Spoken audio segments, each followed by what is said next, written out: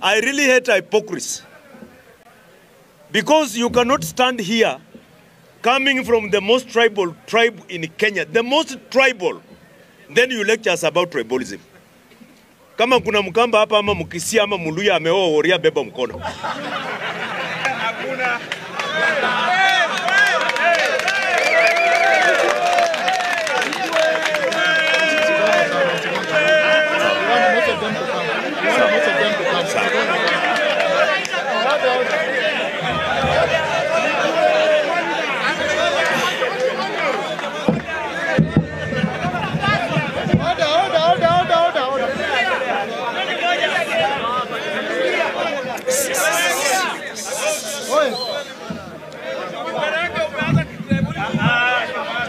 I repeat, I really hate hypocrisy.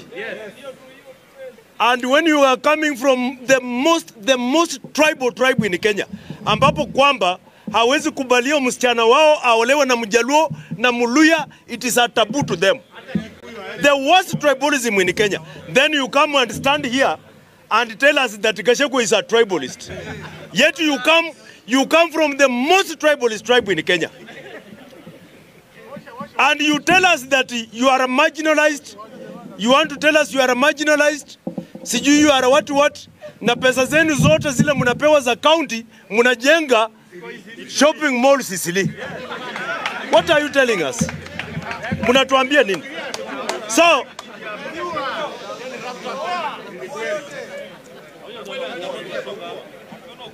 muko marginalized na pesa zenu zote, hazijengi barabara Waji, hazijengi barabara Mandara, zinajenga shopping mall Sicily, zinanunua majumba kubwa kubwa Nairobi.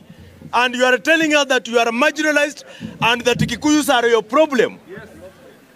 Wakati Irungu Kangata ananunua dialysis machine na pesa yake yenye amepewa ya Murang'a County, nyinyi mnanunua shopping mall Nairobi, and you are telling us you are marginalized.